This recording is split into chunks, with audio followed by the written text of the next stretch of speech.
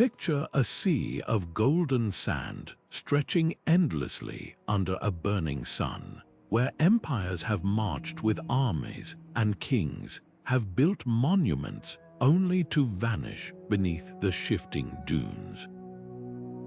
But the real rulers of this harsh, beautiful wilderness were never the conquerors with their grand armies or towering cities.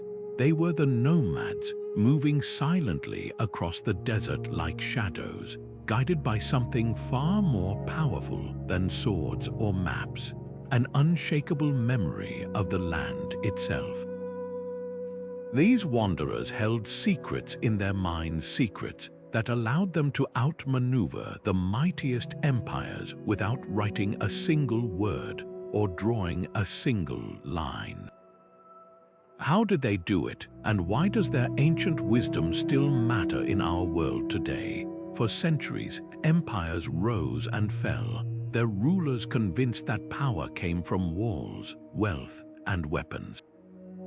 But the desert nomads knew something they didn't. To them, the land wasn't just a place to cross, it was a living, breathing map etched into their minds with astonishing precision. They could read the stars like a compass, feel the subtle shifts in the wind, and remember every rock, dune, and hidden oasis across generations. While empires struggled to impose their will on the desert, the nomads flowed through it like water, always one step ahead. Their greatest weapon wasn't steel or siege engines, it was knowledge passed down through stories, songs, and an unbroken connection to the earth beneath their feet. This is the story of how the overlooked, the underestimated, turned the desert itself into a fortress no empire could conquer. It's a tale of ingenuity, resilience, and a kind of intelligence that doesn't come from books or blueprints but from listening to the land. And here's the surprising part, their strategies weren't just about survival. They reshaped trade routes, influenced wars, and even altered the course of history, all without leaving behind grand ruins or written records. So if you've ever felt like the underdog, like the world's giants are too powerful to challenge, stick around, because by the end of this journey you'll see the desert, and perhaps even our modern world, in a whole new light. To understand how the nomads outwitted empires, you have to grasp something far deeper than simple navigation. Landscape memory wasn't just about knowing where to go, it was a living, breathing relationship with the earth.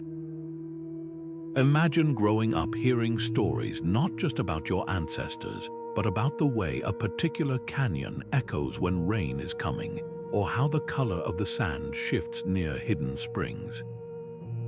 These weren't just directions, they were layers of meaning woven into every feature of the land. While empires etched their borders onto parchment, nomads carried entire maps in their minds, updated with each generation's discoveries. This knowledge wasn't static, it evolved, adapting to droughts, shifting dunes, and even the scars left by invading armies. A nomad could glance at a rock formation and know not only where to find water beneath it, but also which paths to avoid during certain seasons. Their mental maps were so detailed that they could traverse hundreds of miles without landmarks, guided by the slant of sunlight on sand or the feel of the wind against their skin. And because this wisdom was shared orally through songs, poems, and fireside stories, it remained fluid, impossible to steal or destroy. Here's what made it truly formidable. Landscape memory wasn't just practical. It was strategic. Nomads used their intimacy with the terrain to vanish into the desert like mirages, luring overconfident armies into dead-end canyons or sand pits. They knew where the land itself would fight for them, where sudden storms might rise, or where an oasis could vanish overnight. While empires struggled to supply troops across unfamiliar wastes, nomads traveled light, surviving on knowledge alone. Their greatest trick, making the desert seem like an ally to them and a merciless foe to outsiders. And that's the irony. The empires had all the resources, scribes, engineers, gold, but none of the patience to listen to the land. They tried to conquer what they didn't understand, while the nomads thrived because they never stopped learning from it. This wasn't just survival, it was a kind of quiet dominance, proof that the sharpest weapon isn't always a blade. Sometimes it's knowing the earth well enough to let it do the fighting for you. The empires came with their blueprints and brute force, carving straight roads through the wilderness and planting stone fortresses where they pleased. Their strength lay in permanence, in supply lines that stretched for miles, in walls that dared the desert to move them, but the desert always had the last laugh. Those roads, so carefully engineered, would vanish beneath the sand within seasons. Those forts, built to intimidate, became empty husks, their garrisons starving or fleeing when the nomads simply stopped showing up to trade. Because here's the thing about empires, they tried to force the land to obey. Nomads, they listened. While imperial engineers plotted rigid routes between cities, nomads danced with the desert's whims. A path that worked one year might be a death trap the next, buried under dunes or split open by flash floods. But the nomads didn't just memorize trails, they understood the rhythm beneath them. They moved when the land allowed, camped where it offered shelter, and vanished when it turned hostile. Their roads weren't marked with mileposts but with stories. Turn where the three twisted rocks lean together, but only after the scorpions retreat underground. No imperial scout could follow instructions like that. And then there was the art of war.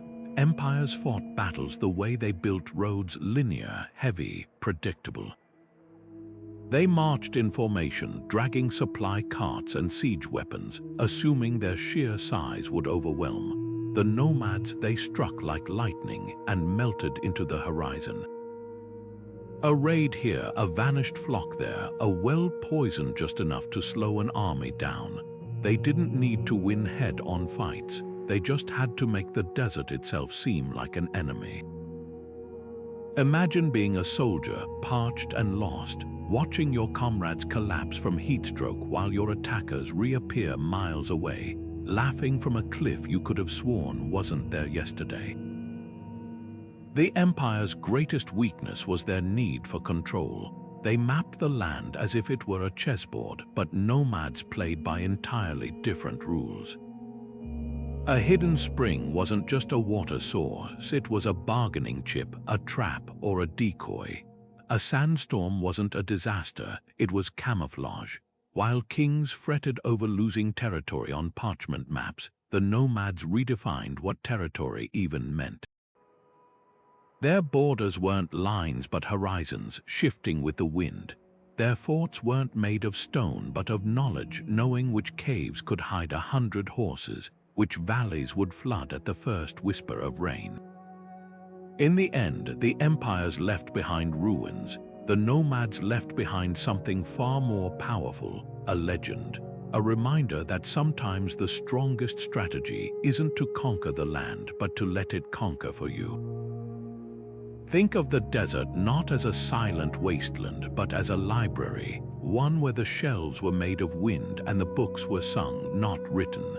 The nomads didn't carve their knowledge into stone or ink it onto parchment.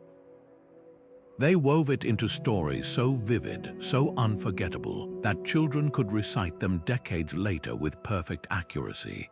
A lullaby might hold the secret to finding water in a drought.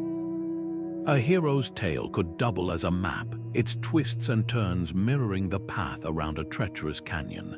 This was the genius of oral tradition. It turned survival skills into art, ensuring they'd be cherished long after empires' written records crumbled to dust. What made these stories so powerful wasn't just their content, but their design. Rhymes and rhythms acted as memory aids, locking crucial details into patterns the mind couldn't easily forget. A well-told story about a clever fox might encode the warning signs of quicksand, while a ballad's refrain could mark the distance between two hidden springs. The desert's entire geography lived in these narratives, passed down around campfires with the same care other cultures reserved for sacred texts. And because the stories belonged to everyone, no single raid or war could erase them. Burn a city's archives and its history vanishes, but try to silence a people's songs, those rise again in the next generation's voices. The real magic lay in adaptability. Written maps grow obsolete when rivers shift or storms erase trails, but oral traditions evolved like living things. An elder might tweak a tale's details after a landslide altered a familiar route, or a new verse could spread like wildfire after someone discovered a safer path. This wasn't just preservation, it was collective problem solving, with each storyteller adding their hard-won wisdom to the chorus. Compare that to an empire's rigid scrolls, gathering dust in some palace while the land outside changed beyond recognition. Perhaps the most striking thing, these stories didn't just carry facts, they carried ethics. Woven into every legend were lessons about respecting the land's limits, sharing scarce resources, and reading its subtle warnings. A tale about a greedy chieftain who drained an oasis dry served dual duty. It taught the location of that oasis and the consequences of exploiting it. In this way, oral tradition didn't just help nomads survive the desert, it taught them how to belong to it generation after generation. So while conquerors boasted of their written decrees and etched their laws into temple walls, the nomads carried something far more enduring. Their library had no walls, no guards, no fragile pages to burn. It lived in the rise and fall of voices under the stars, in the cadence of a grandmother's teaching, in the laughter of children memorizing rhymes that just happened to save lives. Empires wrote their histories in stone, only to watch the desert bury them. The nomads, they let the wind carry theirs, and it never, ever forgot. One of history's most striking examples of this nomadic brilliance unfolded in the scorching sands of the Middle East, where the Bedouins turned the Roman Empire's own strength against it. Rome's legions were unmatched in open battle, disciplined, heavily armored, and backed by an empire's vast resources. But when they marched into the desert, they found themselves chasing ghosts. The Bedouins moved like shadows, striking supply caravans with precision before dissolving into the dunes. Their attacks weren't just raids, they were masterclasses in asymmetry. A handful of camel riders could cripple a Roman cohort by vanishing a well, or leading them into a labyrinth of canyons where the heat did the rest. The Romans' fatal flaw was their reliance on predictability. Their armies moved like clockwork, following stone-paved roads and fortified camps. But the desert didn't play by their rules. A road that took months to build could vanish overnight under a sandstorm, while a Roman scout's carefully drawn map became useless when the Bedouins deliberately herded game to alter trails or redirected flash floods to erase paths. The nomads didn't just know the land, they curated it, turning every dune and wadi into a tactical tool. Take the Roman siege of Petra as a grim lesson. While legions camped outside the city, waiting for surrender, Bedouin raiders didn't attack the soldiers directly. Instead, they poisoned distant wells along the empire's supply routes, forcing Rome to choose between retreat or starvation. The message was clear: you might hold the city, but we hold the desert, and without the desert, your victory is hollow. What made the Bedouins truly formidable wasn't just their evasion, it was their economy of force. They didn't waste energy holding ground, they simply made the ground unholdable. A Roman fort might secure a single oasis, but the nomads controlled 100 others, shifting their routes like water flowing around a rock. When Rome finally conquered the region on paper, the Bedouins simply shrugged. Their real power wasn't in cities or borders, it was in knowing that empires rise and fall while the desert endures. In the end, the Romans left behind crumbling forts and faded inscriptions, The Bedouins, they left behind a blueprint for how the small and agile can outlast the mighty, not by fighting the system, but by refusing to play its game. Modern neuroscience reveals something extraordinary about those desert nomads. Their abilities weren't just cultural traditions, but biological adaptations. Studies of contemporary nomadic groups show their brains develop differently, with enlarged hippocampal regions, the same areas that light up in champion memory athletes. This isn't coincidence, it's evolution in action. When your survival depends on remembering the curve of a distant dune or the exact twist of a dry riverbed, your brain reshapes itself to meet the challenge. Researchers found something fascinating. Nomads don't navigate using abstract coordinates like latitude or longitude. Instead, they construct mental story maps, embedding landmarks within vivid narratives. A rock formation isn't just a waypoint, it's the place where grandmother outsmarted a sandstorm, or where the spring runs sweetest after a full moon. These stories create multi-layered memory hooks, turning geography into something as memorable as a favorite song. Scientists call this episodic spatial memory, and it's shockingly precise. Some nomadic elders can recall thousands of miles of terrain with near GPS accuracy, despite never seeing a map in their lives. Even more remarkable, these skills aren't innate, they're cultivated. Brain scans reveal that from childhood, nomads' neural pathways develop stronger connections between visual, auditory, and spatial processing centers. Every campfire story about a clever antelope evading predators, that's also stealth training for the mind, teaching kids to link terrain features with survival strategies. Modern memory champions use similar techniques, the method of loci, where information is pinned to imaginary landscapes, but nomads perfected this over millennia with real stakes. The implications stretch far beyond the desert. London taxi drivers who memorize the city's labyrinthine streets show similar hippocampal growth, proof that our brains remain astonishingly adaptable. But here's where the nomads outshine even them. Their knowledge wasn't static. A London cabbie's mental map stays roughly constant, while nomads constantly updated theirs, incorporating shifting dunes, seasonal water sources, and even the scars left by invading armies. Their memories were living things, as fluid as the sands they crossed. This rewiring came with trade-offs. Nomads often outperformed Western subjects in spatial tasks, but struggled with abstract memory tests like recalling random lists of words. Their brains had specialized, prioritizing survival-critical skills over academic ones. It's a stark reminder that intelligence isn't one size fits all. It's shaped by what a culture values. While empires built libraries, nomads built libraries in their minds, ones that couldn't burn, couldn't be stolen, and traveled with them wherever they went. Perhaps most telling is what happens when these traditions fade. In nomadic communities transitioning to settled life, researchers observed shrinking hippocampal volume within a single generation, proof that these extraordinary abilities are use it or lose it.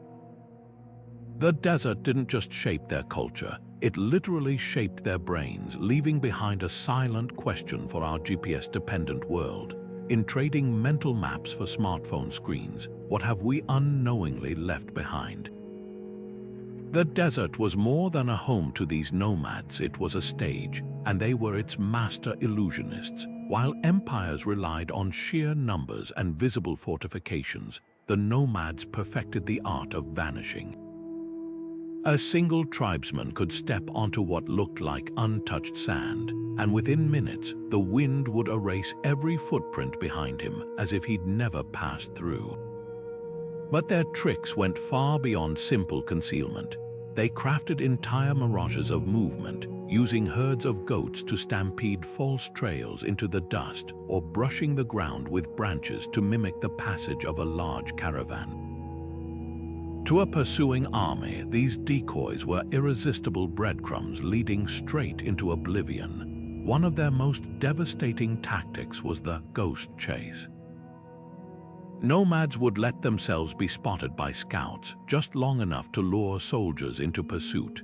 Then, they'd lead them on a twisting, turning path through canyons where the echoes distorted distance, or across salt flats where the blinding glare hid hidden cracks in the earth. By the time the pursuers realized the trail was circular, or worse, a dead end, the nomads would already be miles away, watching from some unseen vantage point as their enemies succumbed to thirst or panic. The desert did the fighting for them, and all they had to do was give it the right nudge. Even their camps were designed to deceive. Instead of clustering tents in obvious formations, nomads scattered them in patterns that disguised their true numbers. A small group might arrange their shelters to cast long, distorted shadows at dusk, making a handful of people look like an army. Or they'd build fires in sequences, lighting and extinguishing them to simulate movement where none existed. To an outsider, the desert at night became a flickering puzzle, full of false signals and phantom threats. The genius of these tricks lay in their simplicity.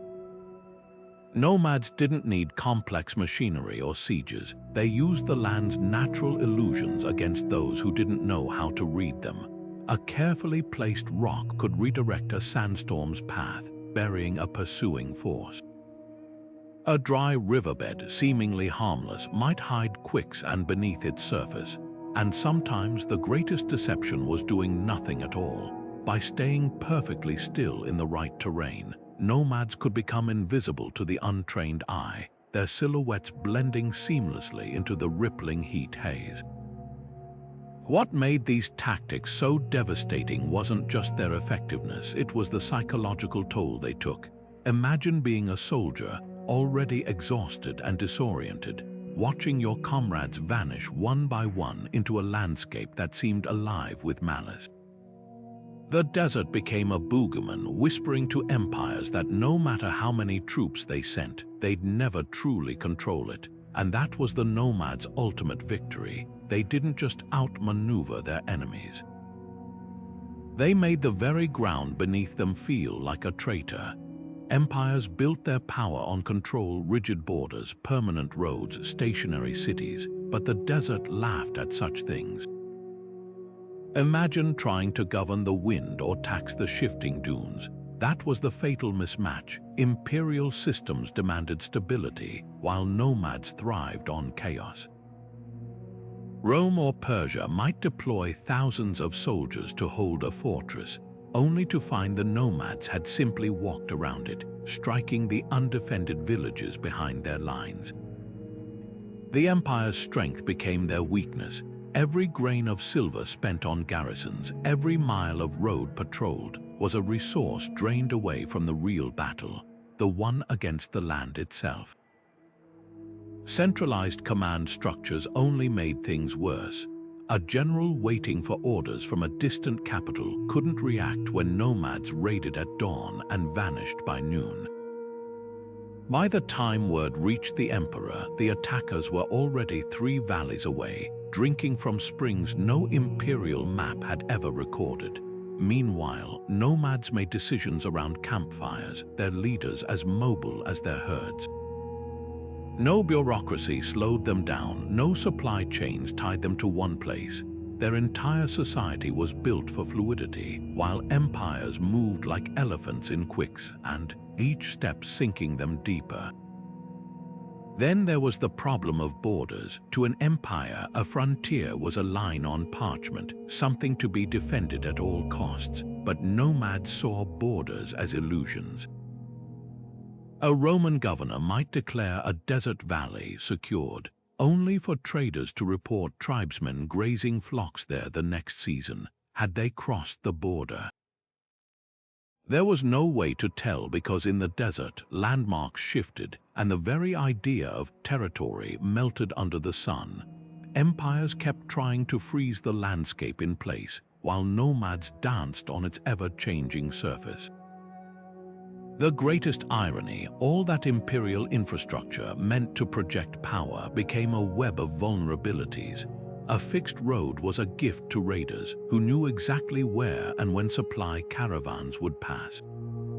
A fortress's granaries were irresistible targets, their locations predictable. Nomads didn't need to defeat armies head-on. They just had to wait for the Empire's own weight to create cracks, then slip through like sand through fingers. In the end, empires kept making the same fatal assumption that the desert could be tamed, mapped, owned. But nomads understood the deeper truth. The land wasn't just a place, it was a living system, and those who moved with it rather than against it could never truly be conquered. The empires left behind hollow monuments, their inscriptions boasting of victories over peoples who were never truly defeated. The nomads, they left behind only tracks in the wind, and the enduring lesson that some forces are too fluid to hold. In the desert, water wasn't just life, it was power. While empires saw oases as dots on a map, nomads understood them as chess pieces in a game only they knew how to play. A hidden spring could sustain a tribe for weeks, but in the hands of a strategist, it could crumble an army. The trick wasn't merely finding water, it was controlling who else could reach it and when. Nomads mastered this art with terrifying precision, turning the desert's scarcest resource into their sharpest weapon. Take something as simple as a well. To travelers, it was salvation. To nomads, it was a trap waiting to be sprung. They'd poison select water sources with bitter plants, not enough to kill, but enough to sicken. A column of soldiers, already weakened by thirst, would drink and collapse with crippling stomach pains, their advance halted without a single arrow fired. Other times, they'd redirect entire underground channels using nothing but palm fronds and packed sand, making springs vanish overnight. Imagine being an imperial scout, desperately leading your men to a marked oasis, only to find cracked earth where water once flowed. The psychological toll was as devastating as the thirst itself, but their tactics went beyond sabotage. Nomads weaponized knowledge itself. They'd feed false information to traders whispering of abundant water in a valley that had been dry for decades, or accidentally leaving behind maps with misleading routes. Empires reliant on written records couldn't adapt when the ground truth changed. A Roman legion might march confidently toward a supposed lake, their parchment charts growing more useless with each step, while nomads watched from the high rocks, knowing the real water lay in the opposite direction, buried under unmarked stones. The brilliance lay in their restraint. They rarely destroyed water sources completely that would harm their own people. Instead, they manipulated access like a spigot, tightening or loosening the flow to control movement across the desert. A raiding party might find a well mysteriously replenished just enough to let them limp home, demoralized and spreading word of the land's treachery. Meanwhile, nomadic herds drank from secret cisterns no outsider could locate, their locations encoded in songs only children were taught. This wasn't just survival, it was psychological warfare. Empires could replace soldiers and rebuild forts, but they couldn't replicate the nomads' intimacy with the land. Every vanished spring, every poisoned well, reinforced a crushing truth. In the desert, the empires might meant nothing. Their gold couldn't summon rain, their engineers couldn't outwit centuries of accumulated wisdom, and their soldiers, no matter how brave, would always be strangers in a land that obeyed other rules. By the time empires realized water was the real battlefield, it was already too late. They'd wasted men and money chasing mirages, while the nomads moved like whispers between the dunes, always one step ahead, always holding the one thing no army could do without. The lesson was written not in stone, but in sand. Control the water and you control the desert. Control the desert and no empire can ever truly control you. Under a sky unpolluted by city lights, the desert nomads saw not just stars, but a celestial compass etched into the darkness. While empires fumbled with metal instruments and fragile maps, these wanderers navigated by memorizing constellations so thoroughly that they could follow them blindfolded. Their night journeys weren't just about avoiding the sun's wrath. They were tactical maneuvers, turning the darkness into a cloak that hid their movements from watchful enemies. The brilliance of their system lay in its simplicity. Instead of tracking single stars, nomads memorized entire star roads, chains of constellations that rose and set with the seasons, each marking a specific direction or seasonal route. The curve of Scorpio's tail might point to a hidden oasis when it touched the horizon, while the position of the Pleiades cluster signaled the start of migrations. These weren't abstract charts, they were living stories. An elder might teach children to spot the camel's eye star not by its astronomical name, but by recounting how their great-grandfather used it to find a lost herd during the Great Drought.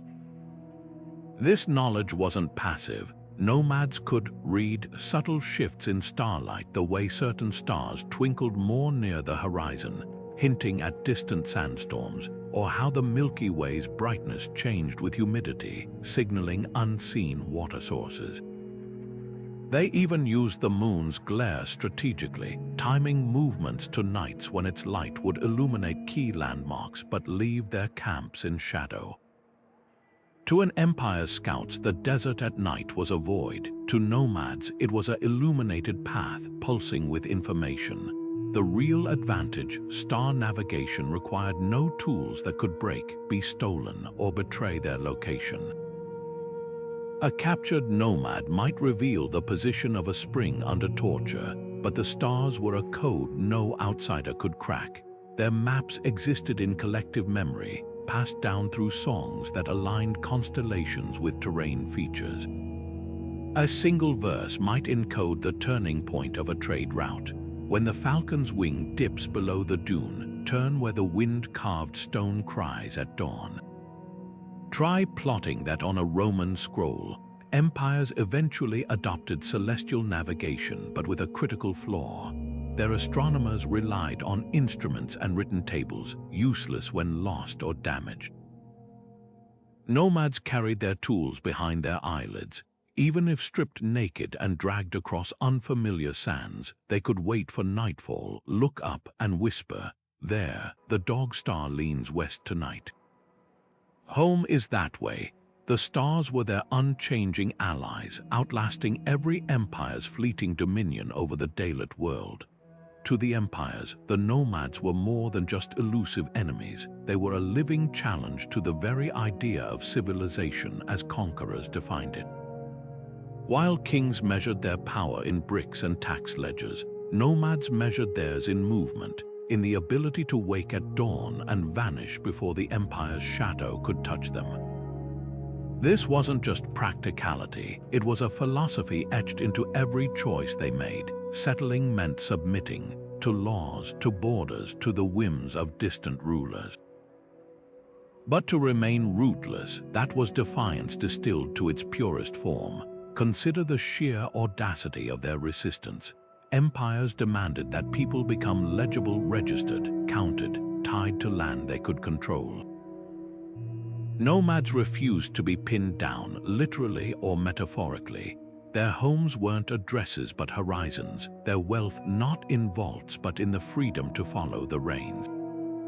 When Persia or Rome demanded tribute, nomads simply folded their tents and slipped into the dunes, leaving tax collectors staring at empty sand. The message was clear: you can't rule what you can't catch. This cultural rebellion went deeper than evasion. Nomads weaponized their very way of life as propaganda. Stories spread through trading posts and border towns, tales of tribes feasting under the stars while city dwellers groaned under imperial taxes, of children growing up without ever bowing to a king. To peasants crushed under the weight of empires, these stories became seductive myths. The nomad's existence proved there was another way, one that didn't require bending the knee. No wonder rulers saw them as existential threats. They weren't just avoiding the system, they were proving it could be ignored. Even their social structures mocked imperial hierarchies. Where empires had emperors and bureaucracies, nomads often made decisions through consensus, with elders guiding rather than commanding.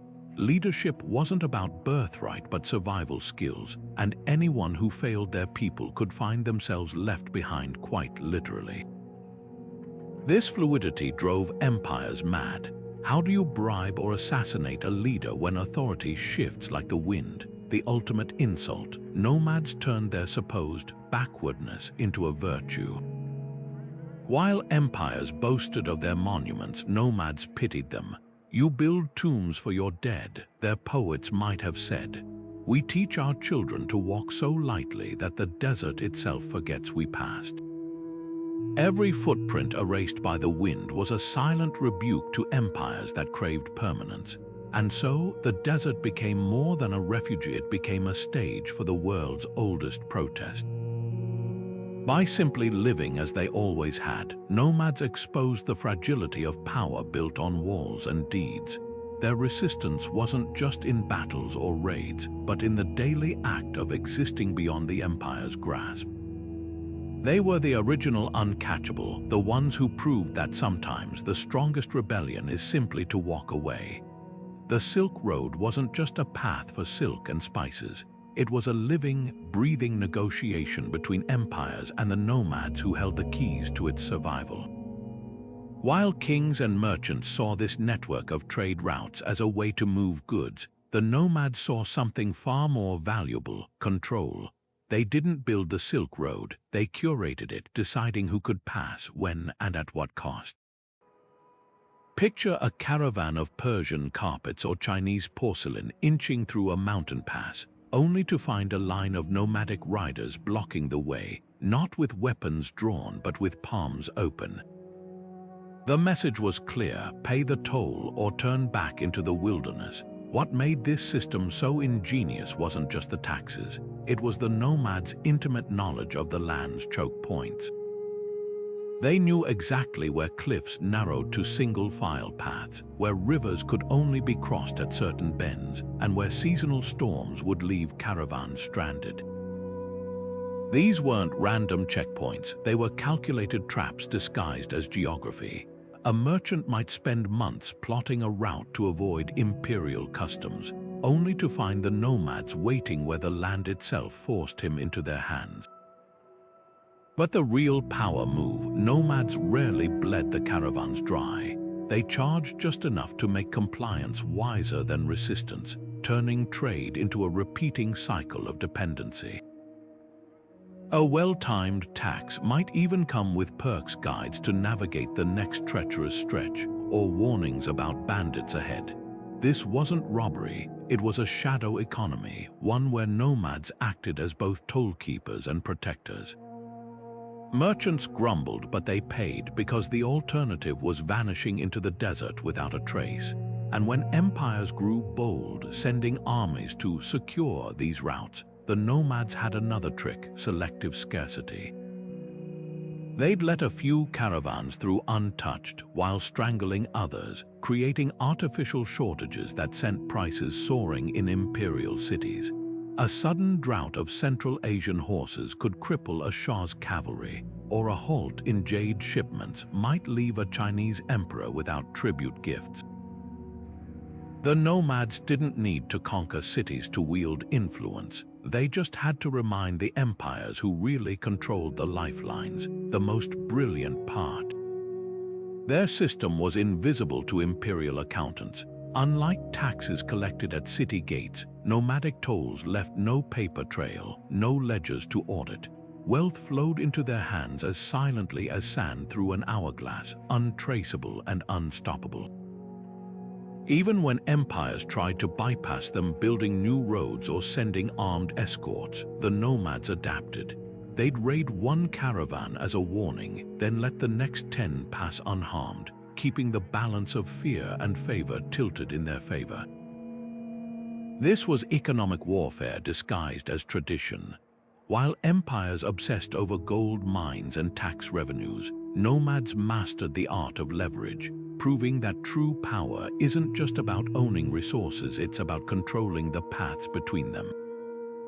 The Silk Road didn't just carry goods, it carried a lesson. In a world bound by trade, the ones who hold the crossroads hold the future. The bond between desert nomads and their animals wasn't just practical, it was a language, an unspoken dialogue of trust forged over centuries. Camels didn't merely carry goods, they carried secrets. Their ability to detect water from miles away, their knack for finding stable footing in shifting sands, and their uncanny sense of impending storms made them more than beasts of burden. They were living compasses, their instincts honed by generations of coexistence with humans who listened.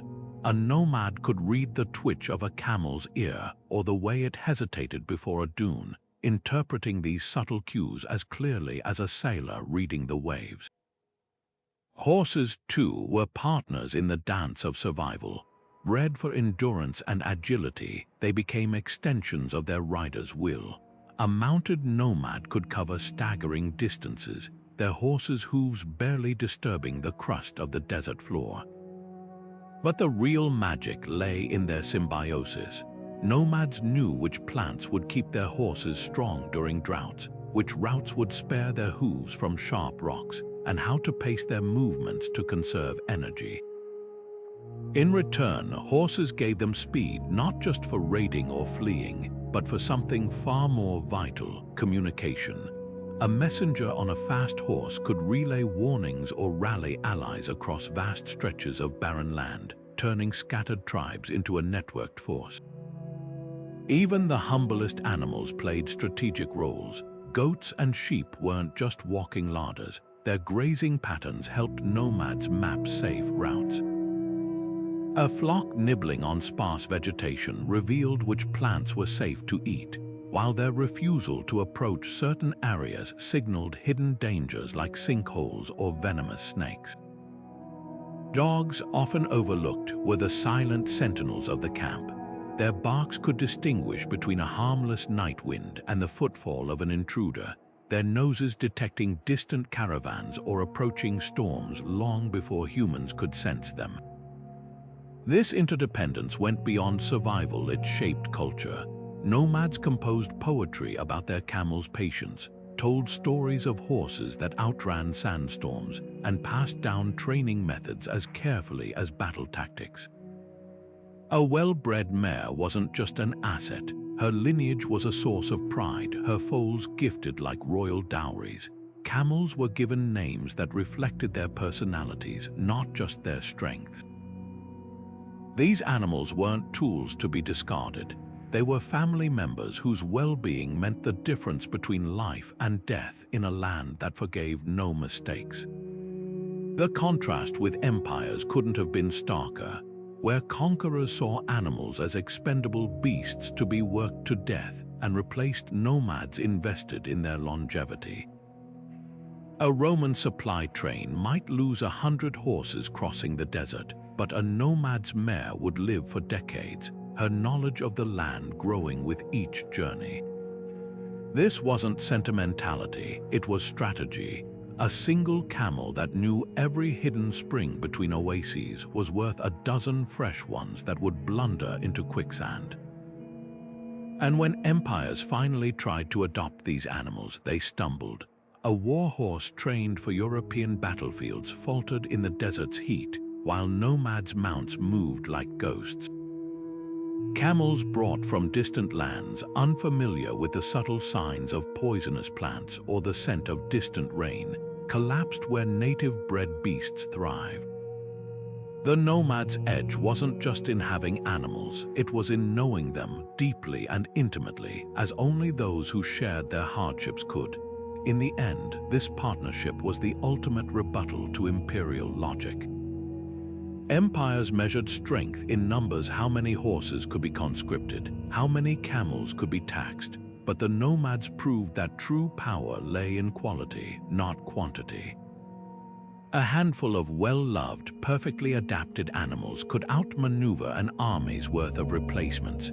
The desert didn't reward those who fought against it with force, but those who listened to its rhythms through the quiet wisdom of creatures who called it home.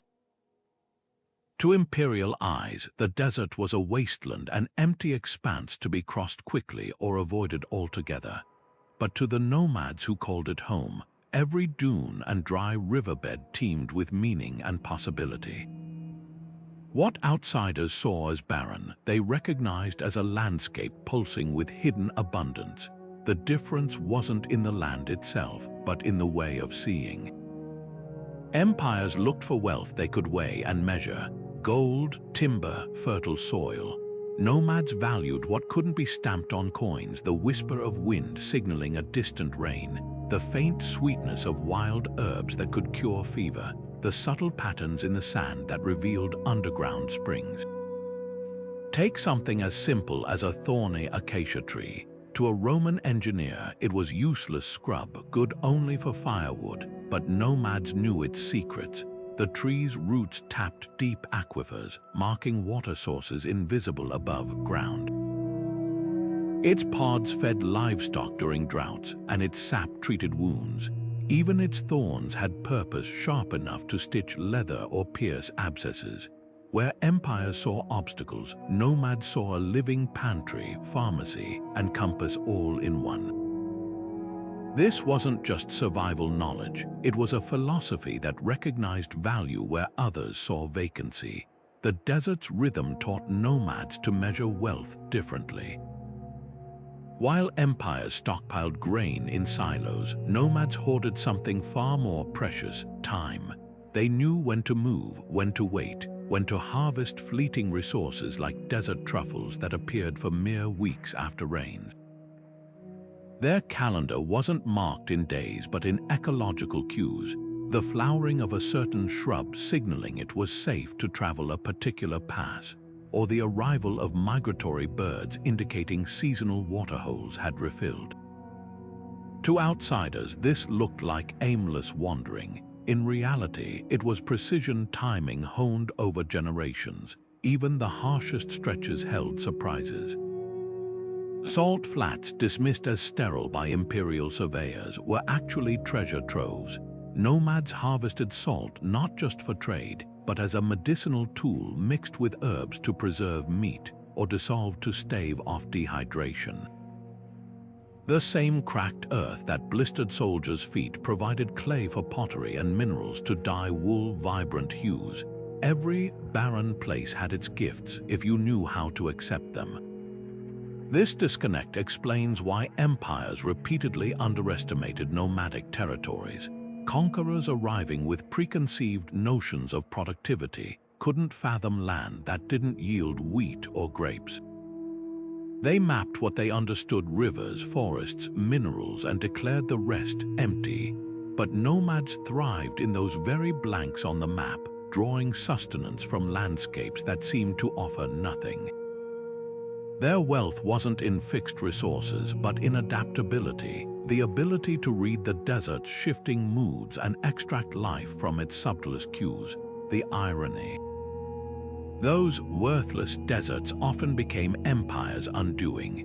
When droughts struck or wars disrupted trade routes, it was the nomads who endured, their knowledge of wild foods and hidden waters carrying them through. Meanwhile, cities starved within their walls, their stockpiles exhausted, their rigid systems collapsing. The desert wasn't empty, it was selective. It fed those who listened and punished those who assumed it had nothing to say. The desert's greatest illusion wasn't mirages or shifting sands. It was the nomads themselves, appearing and vanishing like specters in the heat haze.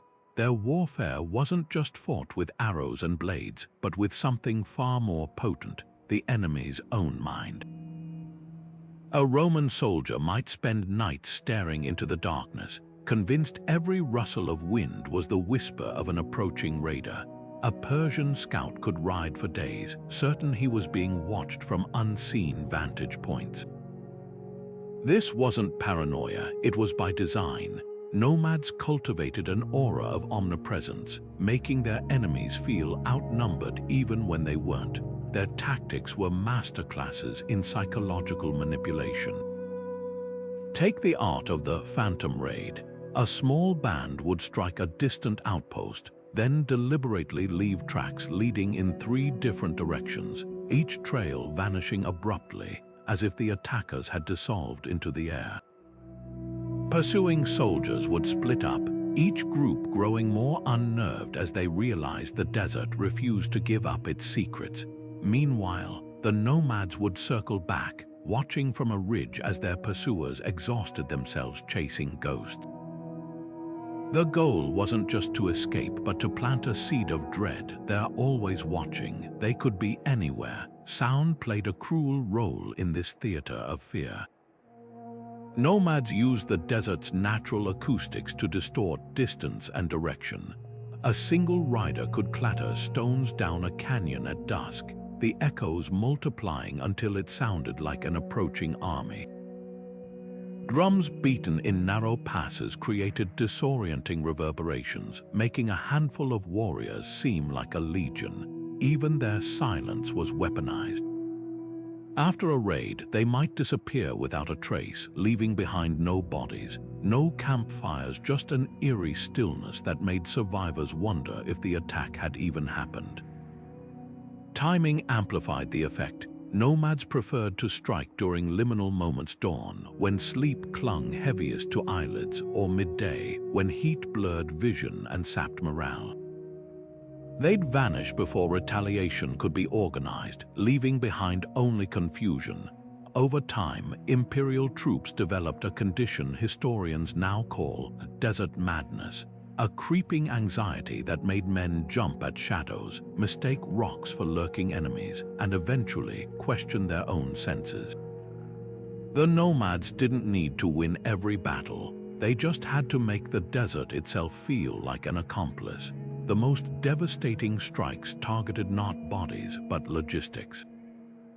A caravan would find its food stores slit open, grain scattered to the wind, not stolen, just ruined. Horses would be set loose, their reins cut, forcing soldiers to waste days rounding them up. These weren't acts of destruction, but messages: we can reach you anytime, your supplies aren't safe, your animals aren't safe, you aren't safe. The psychological toll crippled empires more than any battlefield loss.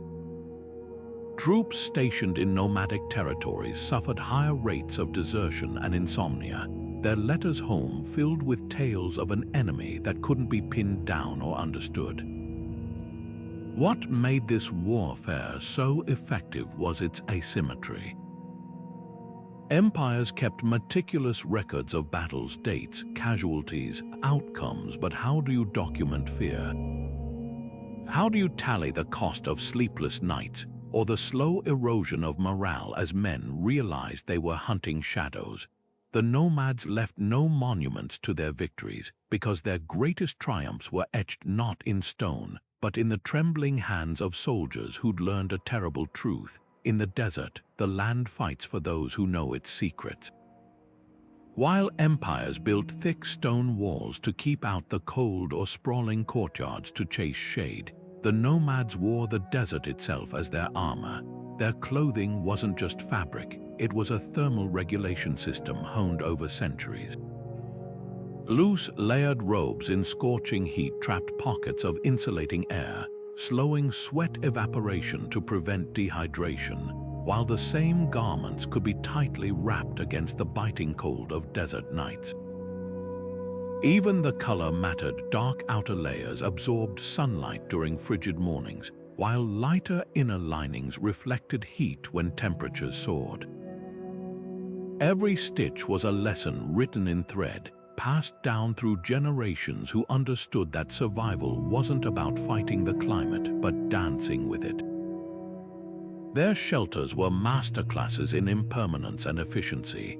A Bedouin tent woven from goat hair, breathed with the environment fibers swelling in humidity to seal out rain, then contracting in dry heat to let cooling winds pass through. Unlike stone buildings that trapped heat like ovens, these structures could be dismantled in minutes and carried to higher ground when flash floods threatened, or repositioned to catch shifting shade as the sun crossed the sky. Nomads didn't just live in the desert, They conversed with it, arranging their homes in patterns that mirrored the land's own logic, never fighting the wind, but letting it shape their settlements like dunes. Daily routines followed nature's rhythms with precision. The hottest hours were for rest, often in shaded pits dug slightly below the sand's surface where temperatures dropped dramatically. Work happened in the golden hours of dawn and dusk, when the body could expend energy without overheating.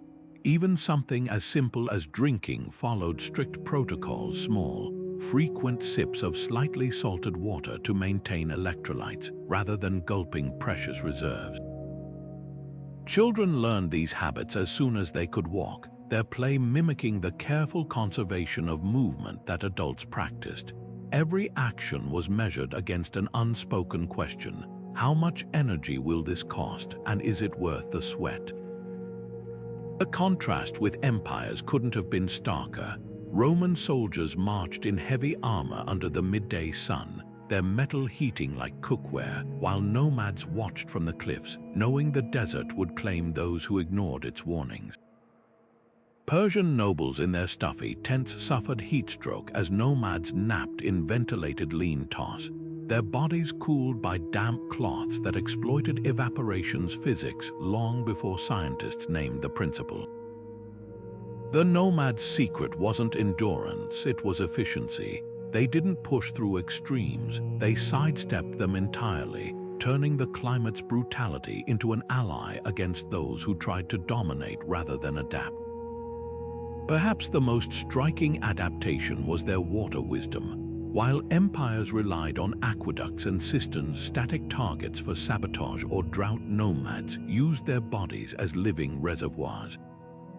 They trained from childhood to drink deeply when water was available, storing it almost like camels, while their kidneys adapted to concentrate urine, losing minimal moisture. Their diet, rich in moisture-retaining foods like dates and goat milk, stretched every drop further, and when all else failed, they knew which plants held traces of liquid in their roots, or how to dig for groundwater in dry riverbeds where the untrained eye saw only dust. This wasn't just survival, it was a quiet revolution in resource use. Empires measured strength in stockpiles, nomads measured it in knowledge. A single elder who knew how to find water in a cracked salt flat was worth more than a legion's worth of canteens. A child who could predict a sandstorm from the behavior of insects carried more strategic value than a chest of gold. While conquerors obsessed over controlling resources, nomads mastered something far more powerful: the art of needing less and knowing more. In the end, the desert didn't favor the strong, it favored the wise, the ones who listened when it whispered its secrets, who moved when it suggested, and who never made the fatal mistake of believing they could outmuscle a land that had spent millennia honing its indifference to human pride. The empires left behind sun-bleached bones and crumbling forts. The nomads, they left footprints lightly pressed, as if the sand itself was careful not to forget their passing. Trade routes were the veins of the ancient world, pumping gold, spices, and ideas between empires. But the nomads who moved along them weren't just carriers. They were gatekeepers holding secrets that could make or break kingdoms. While merchants fretted over the weight of their goods, nomads traded in something far more valuable: information. A whispered tip about a mountain pass free of bandits, a carefully timed rumor of an oasis gone dry, a map with just enough truth to be dangerous. These were the currencies that truly shaped the ancient economy. The genius of their system lay in its asymmetry. Empires depended on rigid trade networks, their caravans lumbering along predictable routes. But nomads moved like shadows between these lines, gathering intelligence from distant markets and isolated tribes. They knew which Persian governor was stockpiling grain for war, which Chinese official would pay double for jade, and most crucially, how to manipulate these facts for profit. A well-placed hint about a rival's trade route could send merchants scrambling in the wrong direction, leaving the real path clear for nomads to traffic goods untaxed. Maps were their most potent tools and their most deceptive. To outsiders, these scrolls promised safe passage. In reality, they were often works of artful fiction. A nomadic guide might sell a silk merchant a secret map showing a shortcut through the dunes, only for the route to dead end at a sheer cliff. The trick wasn't just sabotage, it was control. By the time the stranded trader realized his mistake, the nomads would arrive as rescuers, offering to lead him safely home for a percentage of his cargo. These weren't robberies, they were calculated negotiations where desperation did the bargaining, yet their trade in knowledge wasn't purely predatory. Nomads also brokered alliances between empires, serving as neutral couriers for delicate messages. A Bedouin poet might carry a peace proposal from Cairo to Baghdad, his verses laced with diplomatic codes only rulers could decipher. Their neutrality made them ideal intermediaries, too mobile to be controlled by any one power, too indispensable to be alienated. When a Persian Shah needed to threaten Rome without provoking open war, he didn't send soldiers. He paid a nomadic elder to let the rumor slip at a desert watering hole where Roman spies were sure to hear it. The real power move, nomads rarely hoarded all their intel. Like master chess players, they doled out just enough to keep all sides dependent. A hint about an approaching sandstorm might save a caravan, but only if the merchants agreed to transport nomadic goods tax-free. Knowledge of a rebel army's location could be sold to an emperor. Then the rebels would be warned in exchange for their own tribute. This wasn't betrayal, it was equilibrium. By keeping all parties slightly informed but never fully secure, nomads ensured they remained the axis upon which trade turned. Even their animals played a role in this information economy. Camels carried more than goods, their saddles hid compartments for secret letters, their ear tags concealed coded messages. A nomad might gift a stray horse to a merchant, only for the beast to return home weeks later, having memorized the trader's route. Empires never suspected that the real spies weren't the people, but the creatures they considered dumb beasts. The lesson was clear long before modern economists coined the phrase, "Information is power." While empires amassed armies and walls, nomads stockpiled secrets, proving that the sharpest scalpel isn't always a sword. Sometimes it's knowing exactly where to cut. The mighty Roman Empire didn't crumble overnight. It was worn down, grain by grain, like a mountain eroded by relentless desert winds. And among those winds were the nomads, whose raids weren't just pinpricks but slow, strategic bleedings of imperial strength. Take the Goths, originally nomadic horsemen pushed toward Rome's borders by the Huns. When mistreated by Roman officials, they didn't just rebel. They exploited every weakness they'd observed while living on the empire's fringes.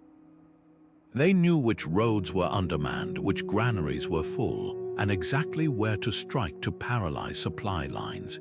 In the pivotal Battle of Adrianople, their cavalry outmaneuvered Rome's heavy infantry, killing Emperor Valens and proving that speed and terrain knowledge could overwhelm even the most disciplined legion.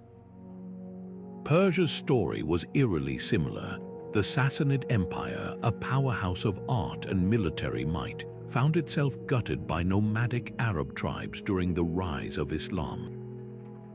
These weren't mindless raids, they were surgical strikes at Persia's logistical spine. Nomads cut trade routes to India, choked off silk revenues, and turned the empire's own infrastructure against it. Persian roads, built to speed armies between cities, became highways for nomadic horsemen to launch lightning raids. Their capital, Ctesiphon, fell not because its walls were weak, but because the nomads had spent generations learning how to starve it. What made these invasions so devastating wasn't just the violence, it was the timing. Nomads struck when empires were already strained by internal revolts or financial crises, their raids acting like a spark to dry tinder. The Huns under Attila didn't destroy Rome, but their constant pressure bled it white, making it impossible to recover from other shocks. Like vultures circling a wounded animal, nomads had an uncanny sense for when to attack, retreat, and let chaos do the rest. But the true genius lay in their adaptability. When empires built walls, nomads found ways around. When they trained heavier cavalry, nomads switched to hit and run archery. Their entire way of life was a counterpunch to imperial rigidity. No bureaucracy to slow decisions, no fixed assets to defend, no supply lines to protect. While Rome debated tactics in Senate chambers, nomadic leaders made choices around campfires and moved before dawn. The lesson echoed across centuries. Empires fell not because they were weak, but because they were predictable. Their roads, taxes, and granaries, the very symbols of their power, became vulnerabilities in the hands of those who refused to play by their rules. Nomads didn't just invade, they exposed the fragility of systems too rigid to bend. And in that exposure, they reshaped the world, proving that sometimes the future belongs not to the strongest, but to those who move too fast to be caught. The desert nomad strategies didn't vanish with the fall of ancient empires. They evolved, resurfacing in modern conflicts where the underdog refuses to play by the rules.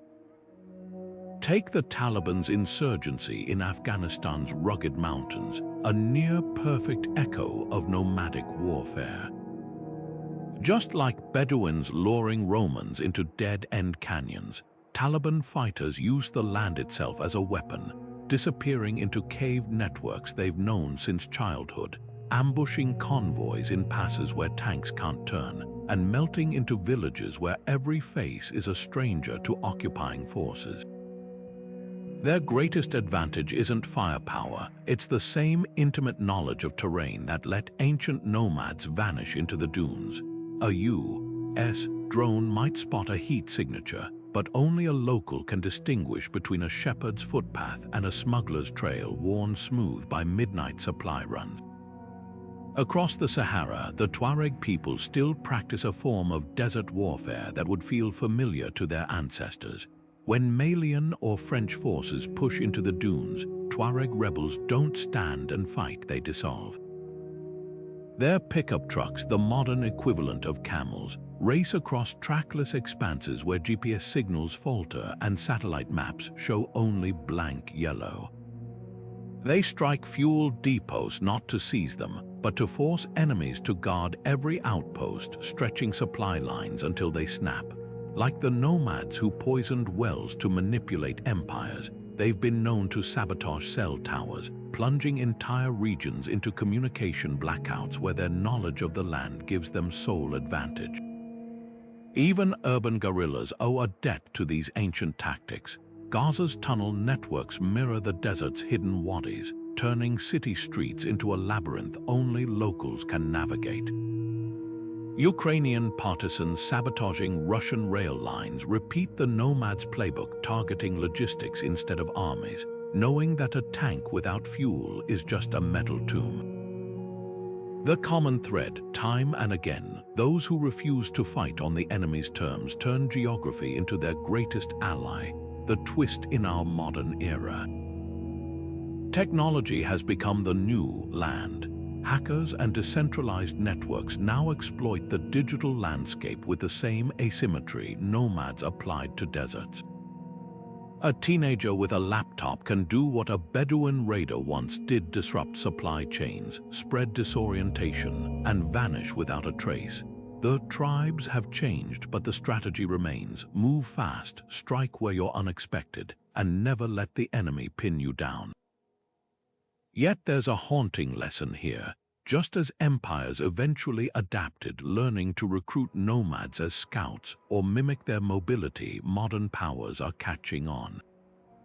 Drones replace falcons for reconnaissance, AI analyzes terrain patterns, and local allies provide the cultural maps outsiders lack. The eternal dance continues, proving that while tools evolve, the principles of resistance endure. The sand may have turned to silicon, but the game is still the same. Know your battlefield better than they do, and make sure it fights for you. The desert nomads didn't just survive, they thrived in conditions that broke empires, and their wisdom holds surprising relevance for our modern world. At its core, their philosophy wasn't about conquering adversity, but about moving with it, turning obstacles into opportunities. Take adaptability. Where empires collapsed when their rigid systems failed, nomads treated change as a constant. In our era of rapid technological shifts and economic uncertainty, their approach, light, mobile, and ready to pivot, offers a blueprint. The nomads didn't waste energy fighting the desert's whims. They adjusted their routes, their schedules, even their social structures to match. Today, that might mean embracing remote work over fixed offices, or valuing skills over job titles, staying fluid in a world that rewards flexibility. Environmental awareness was another superpower. Nomads read the land like a living text, noticing subtle cues, a change in bird calls signaling water, or the way certain plants bent in the wind revealing hidden paths. In an age of climate crisis, rekindling that connection to our surroundings isn't poetic, it's survival. Imagine applying that vigilance to modern resource management, noticing when local ecosystems shift, recognizing drought patterns early, or simply relearning how to live with seasons rather than against them. The nomads' greatest lesson here isn't just observation, it's respect. They took only what the land could replenish, a stark contrast to our extractive economies. Resilience wasn't grit alone, it was strategy. Nomads diversified their survival tools, knowing multiple routes to water, spreading herds across grazing areas, and sharing knowledge across generations. Today, that translates to financial diversification, cross-training skills, or building community networks. When one well dried up, they had 3 others memorized, a reminder not to put all our eggs in one basket, whether in investments or supply chains. Their resilience was proactive, not reactive, built during times of plenty to weather times of scarcity. Perhaps the most profound lesson was their economy of effort. Nomads wasted nothing, not movement, not words, not resources. Every action had purpose, every object multiple uses. In a world drowning in clutter and distraction, their minimalism feels revolutionary. They carried what they needed and left the rest, a philosophy that could streamline everything from our wardrobes to our workflows. But this wasn't austerity, it was freedom. Unburdened by excess, they could move swiftly when opportunity or danger arose. The nomads' greatest gift wasn't their tactics, but their mindset, seeing constraints as teachers, not enemies.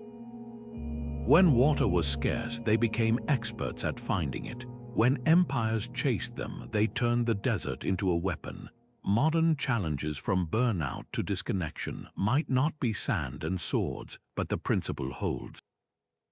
Limitations force creativity, scarcity breeds innovation. And sometimes the way forward isn't through brute force, but by stepping lightly, listening closely, and letting the terrain guide you. Calling desert nomads primitive would be like calling a library empty because its books aren't written on paper. These wanderers built a different kind of civilization, one that measured progress not in towering monuments, but in knowledge so precise it bordered on prophetic. While empires boasted of their written encyclopedias, nomads carried entire sciences in their heads. Astronomy precise enough to navigate trackless wastes, botany so detailed they could predict droughts from the flowering patterns of desert shrubs, and hydrology that located underground rivers by the way sand settled after a windstorm. Their understanding of the natural world wasn't guesswork, It was data collected over centuries, refined through trial and error, and passed down with the rigor of any imperial academy. Consider their medicine. Where Roman doctors relied on rigid theories about bodily humors, nomadic healers practiced evidence-based care long before the term existed.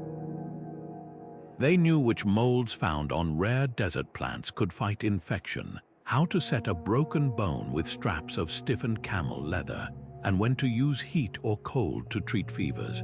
Knowledge gained not from scrolls, but from observing what actually worked over generations. A Bedouin woman might not have called it antibacterial properties, but she knew exactly which crushed leaves would keep a wound from festering, her hands steadied by centuries of collective wisdom. Their mathematics, too, defied stereotypes. Without parchment or abacuses, they calculated complex logistics. How many days a camel could travel without water based on its age and the season, the exact angle to dig a well so its walls wouldn't collapse, or the geometry needed to divide scarce grazing lands fairly among clans. These weren't rough estimates, their survival depended on precision. A miscalculation in the desert wasn't a failed exam, it was a death sentence. Even their social structures were feats of sophisticated engineering. Without courts or prisons, they maintained order through intricate systems of reputation and reciprocity. A tribesman who stole might not face chains, but he'd find no one would trade with his family during the next drought. Disputes were settled through mediation by elders who memorized centuries of precedents, their judgments weaving together practicality and poetry. Punishment wasn't about retribution, but restoration, how to rebalance the community without wasting precious lives in blood feuds. The greatest insult to their intellect, the myth that they lacked art. Nomads didn't carve statues, they embroidered cosmology into tent hangings, wove navigation cues into song lyrics, and choreographed dances that mirrored the migration patterns of gazelles. A single nomadic rug might contain a map of seasonal pastures, its patterns decipherable only to those raised in the tradition. Their poetry wasn't frivolous, it was a survival manual disguised as verse, with couplets encoding the locations of hidden springs or warnings about poisonous snakes. What made their knowledge systems truly advanced was their resilience. When the Library of Alexandria burned, countless Greek texts vanished forever. But a nomadic child's lullaby about the star that never moves preserved celestial navigation methods through countless generations, surviving wars, droughts, and conquests. Their science lived where fire couldn't reach, in breath, in memory, in the rhythm of footsteps crossing sand that refused to hold any empire's footprints for long.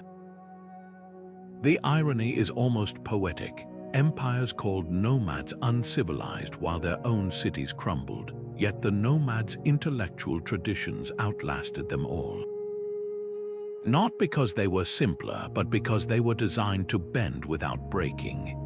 In a world where we now prize disruptive innovation, perhaps the real pioneers were those who proved the most sophisticated system isn't the one that towers over nature, but the one that moves with it, learns from it, and ultimately becomes impossible to erase. The whispers of the desert nomads didn't fade with the sands of time. They echo today in the footsteps of indigenous cultures who still navigate vast, unforgiving landscapes by memory alone. Far from the glare of city lights, the Inuit traverse the Arctic's shifting ice not with GPS, but with generations of knowledge etched into their language. They read the snow's texture like a map, knowing which drifts signal safe passage and which conceal thin ice. A single word in Inuktitut can describe ice thick enough to bear a sled's weight, while Kinu warns of slush that swallows whole teams. This precision isn't poetry. It's a survival code honed over millennia, proving landscape memory isn't archaic, it's alive, evolving, and indispensable. In the Kalahari, the Sand people demonstrate the same mastery. Their mental maps of the desert include not just landmarks, but the subtle interplay of ecology. A certain melon's ripeness might reveal water buried deep underground, while the flight path of a single bird can lead to hidden pools. During droughts, they dig into seemingly barren earth with uncanny accuracy, unearthing tubers that store precious moisture. What outsiders see as barren, they recognize as a pantry, one with no labels, no signs, just knowledge passed through chants and stories that turn children into living compasses. Australia's Aboriginal cultures take this further, weaving geography into songlines, melodic maps so precise they can guide a traveler hundreds of miles across trackless outback. Each verse corresponds to a rock, a waterhole, or a mountain, creating an acoustic roadmap sung under the stars. But these songs aren't static. Elders adapt them as the land changes, adding new verses when rivers shift or fires reshape the terrain. It's a dynamic database, updated in real time by those who listen closest. The common thread: these traditions refuse the false choice between ancient and modern. When Maori navigators revived the art of wayfinding without instruments, they didn't reject technology, they merged it. Today, they train with satellite maps to verify their star readings, proving traditional knowledge can dialogue with innovation. Similarly, the Sami of Scandinavia use snowmobiles to herd reindeer, but their routes still follow ancestral migration paths etched into oral histories. The tools change, the relationship with the land remains sacred. What makes these practices endure isn't nostalgia, it's results. Studies show indigenous fire management techniques, based on deep landscape memory, prevent catastrophic wildfires better than modern suppression methods. Inuit ice predictions grounded in observation often outpace satellite forecasts. This isn't folk wisdom, it's data science compressed into generations of lived experience. The real tragedy is how often these systems are dismissed until crisis strikes.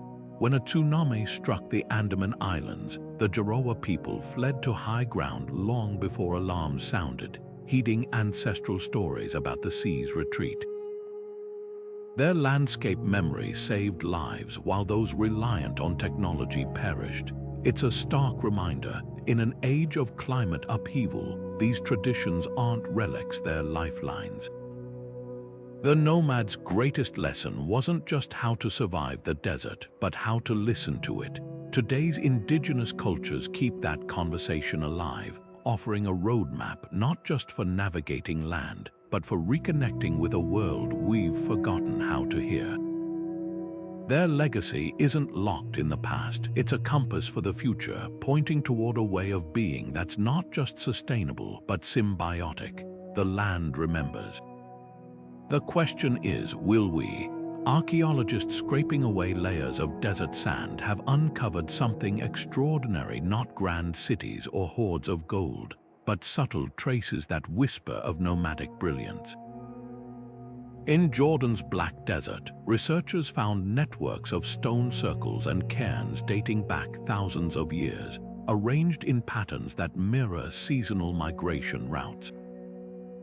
These weren't random piles of rocks, they were deliberate markers like breadcrumbs left across vast stretches of barren land.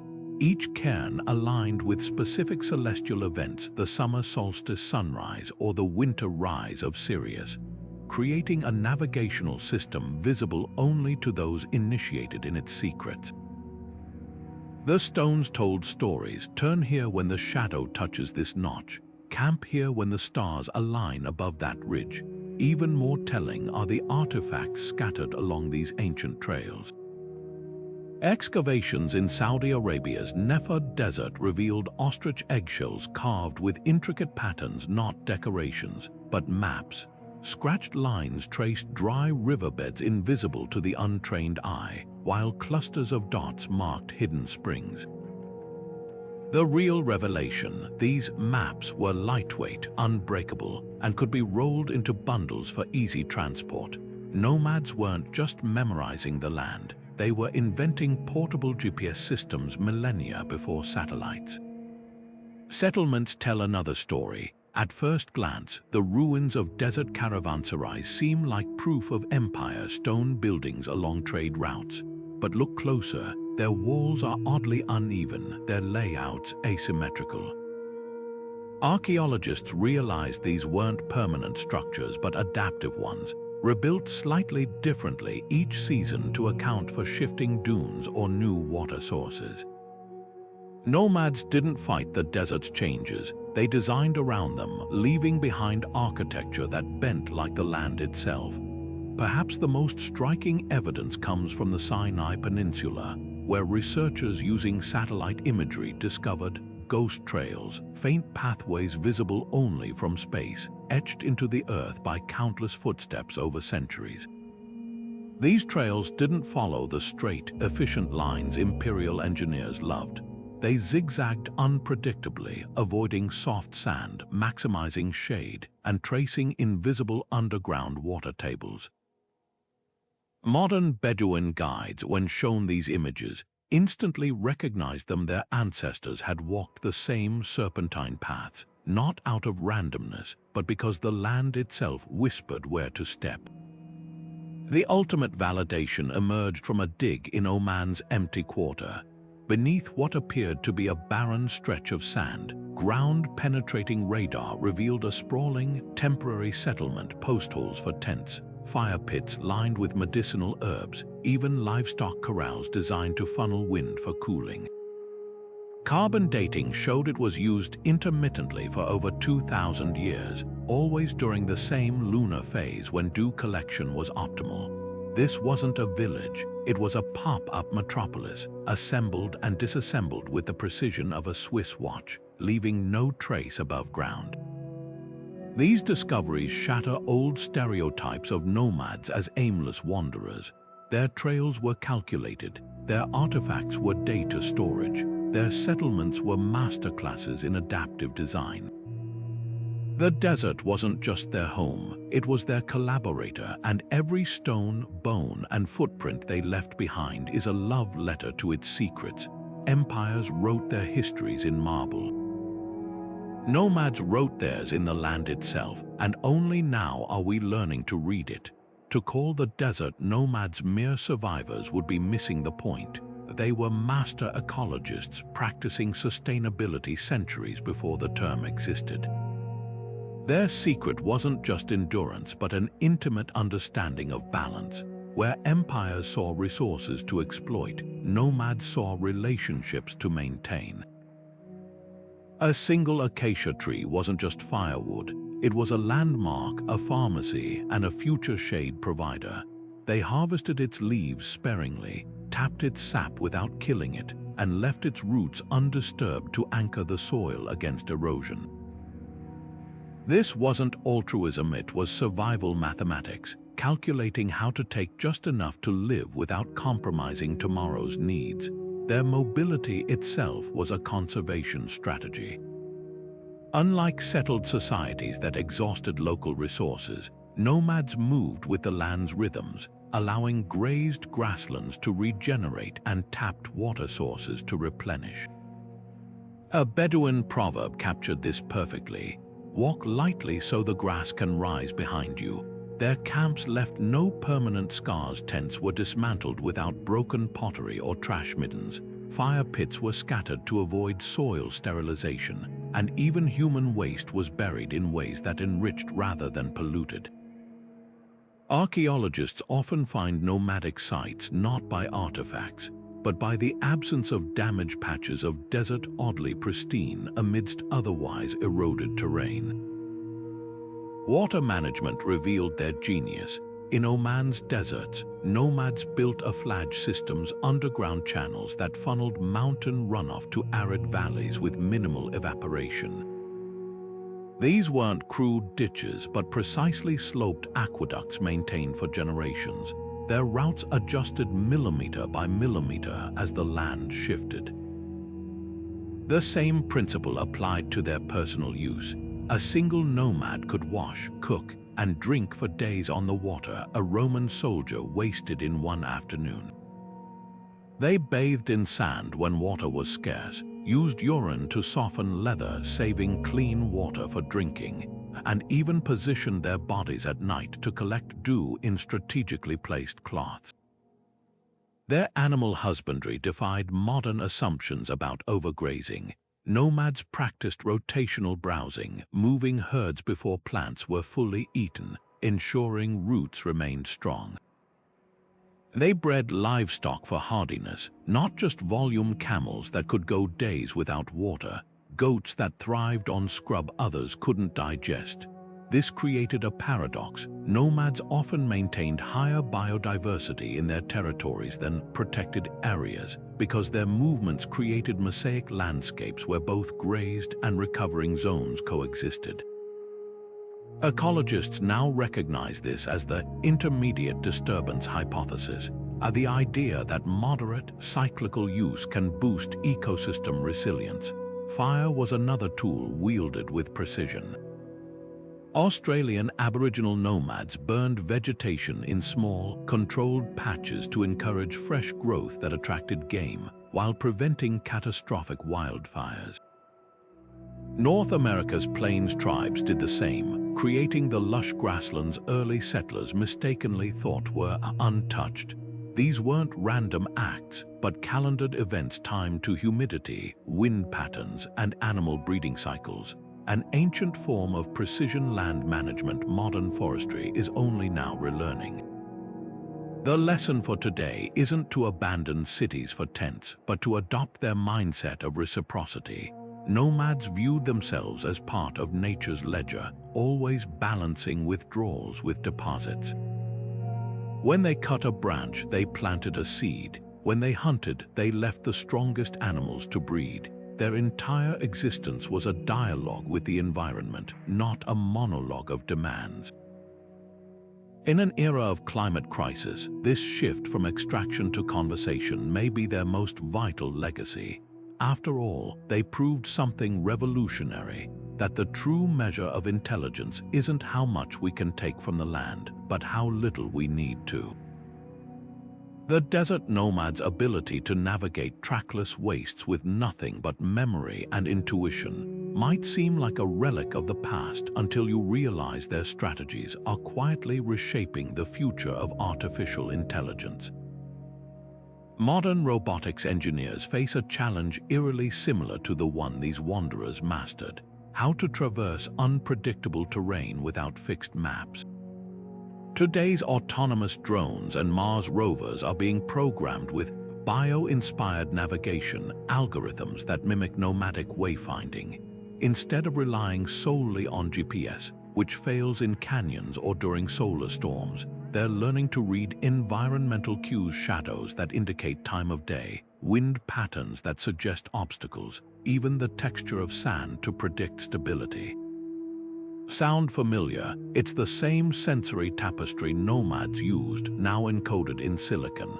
Disaster response is another field where these ancient skills are finding cutting-edge applications. When earthquakes or hurricanes demolish infrastructure, rescue teams often find themselves in a modern version of the nomad's world: no roads, no landmarks, just chaos. But researchers are now developing resilient navigation systems trained on indigenous pathfinding techniques. After the 2023 Turkey earthquake, drones equipped with algorithmically generated story maps outperformed traditional grid searches, locating survivors by following subtle terrain patterns only local shepherds normally noticed. The software didn't just process data. It learned to interpret landscapes the way a Bedouin elder might, seeing a collapsed building's debris flow not as rubble, but as a clue to where voids could shelter life. The most revolutionary applications emerge in climate adaptation. As rising temperatures and droughts turn more regions into modern analogues of ancient deserts, nomadic strategies for water finding are being digitized. Satellite networks now use machine learning to spot hidden oases of underground aquifers detected by the faint moisture signature of certain desert plants. The training data, centuries-old oral traditions from the Tuareg and San people, who long ago memorized which vegetation signals drinkable water. In Australia, Aboriginal songlines are being translated into GIS coordinates, creating overlay maps that help farmers anticipate rainfall patterns amid worsening droughts. What was once survival law is becoming a lifeline for climate-threatened communities. Even space exploration is borrowing from the Nomads playbook. NASA planetary scientists have noted striking parallels between Martian terrain and Earth's hyper-arid regions. Before sending astronauts to Mars, they're consulting with Mongolian herders and Saharan guides to develop improvised navigation protocols for when technology fails. The proposed Mars suits might include a nomad-inspired feature, a sleeve patch that measures wind direction and sand grain size, giving astronauts real-time terrain analysis without computer screens. It's a poetic full-circle moment. The descendants of those who mastered Earth's harshest landscapes may one day guide humanity across alien deserts. The ultimate lesson for our tech-driven age isn't about rejecting innovation, but about blending it with timeless wisdom. Nomads didn't resist tools, they refined them to harmonize with nature's rhythms. As we face our own uncharted territories, from melting permafrost to AI ethics, their legacy offers a compass. Not a set of instructions, but a mindset that the most advanced solutions often come not from overpowering the environment, but from learning its language. The next frontier of human progress might just be written in the sand after all. What makes the desert nomads' legacy so extraordinary isn't just their survival, it's their refusal to see limits where others saw walls. While empires measured strength in armies and monuments, nomads measured it in whispers, the rustle of a sand viper warning of danger, the creak of a camel's knee signaling distant water, the way a child could recite a century-old poem and suddenly know where to find shelter in a storm. Their power didn't come from dominating the land, but from listening to it so closely that the desert itself became their ally. There's a profound lesson here for our age of climate crises and digital overload. The nomads proved that resilience isn't about stockpiling resources, but about cultivating the right kind of attention, the ability to read subtle shifts before they become emergencies.